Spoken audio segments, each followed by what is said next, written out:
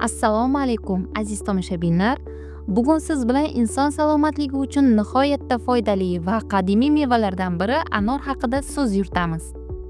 Anorni ko'pchilik ajoyib ta'mi va yorqin qizil donalari bilan yaxshi biladi.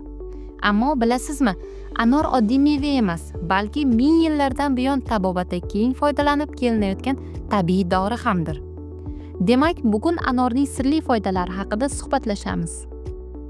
Qadimdan odamlar anorni mevalar shohi deb atashgan.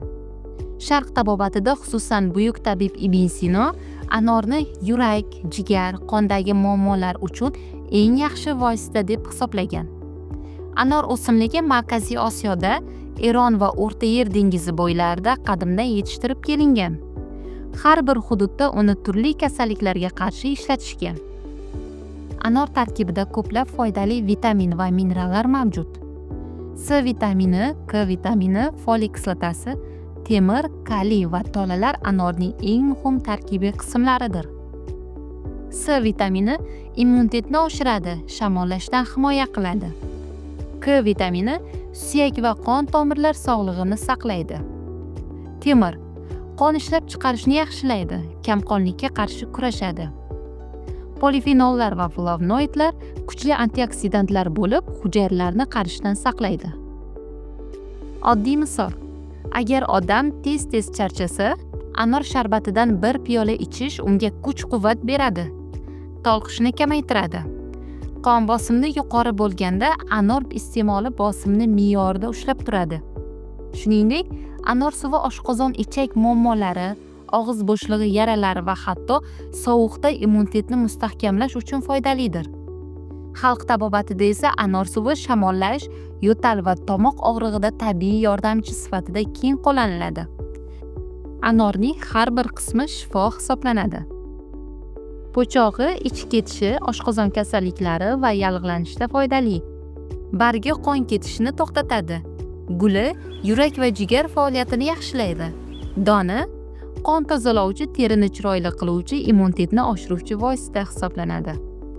Xalq tabobatida anor, asal, zanjabil yoki limon bilan aralashtirib ichilsa, bunda organizm tozalanib, shamollashdan himoya qiladi. Anorni me'yorda iste'mol qilish kerak. Juda ko'p iste'mol qilinsa, oshqozonda noqulaylik yoki allergik reaksiyalar bo'lishi mumkin. Ayniqsa, bolalar va homilador ayollar anor sharbatini shifokor tavsiyasi bilan ichganlari ma'qul. Ammo anorning foydali tomonlari juda ko'p. U qon tarkibini yaxshilaydi, yurakni mustahkamlaydi, organizmni tozalaydi va terini tiniqlashtiradi.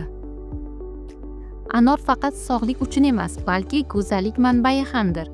Anor sharbati va urug'idan olingan yog' terini namlaydi, qarishni sekinlashtiradi, ajinlarni kamaytiradi, soch ildizlarini mustahkamlaydi.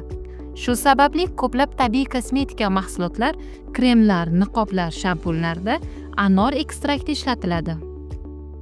Anorni ko'plab taomlarda, salatlarda, sharbat va shirinliklarda ishlatish mumkin. Ayniqsa, qishda toza anor sharbatini ichish organizmni sovuqdan himoya qiladi. Bahor va yozda esa tetiklik bag'ishlaydi. Qisqasi, anor nafaqat mazali, balki sog'lik uchun nihoyatda foydali mevalardan biridir. Aziz tomoshabinlar, siz anorni qanday iste'mol qilasiz? Sharbat tayyorlaysizmi yoki donlarini yeb immunitetingizni mustahkamlaysizmi? Izohlarda o'z tajribangiz bilan o'rtoqlashing. Video sizga ma'qul bo'lsa, kanalimizga obuna bo'ling. Like bosishni va yaqinlaringizga ulashishni unutmang. Sog'lom bo'ling va tabiiy ne'matlardan to'g'ri foydalaning. Keyingi videolarda ko'rishguncha xayr.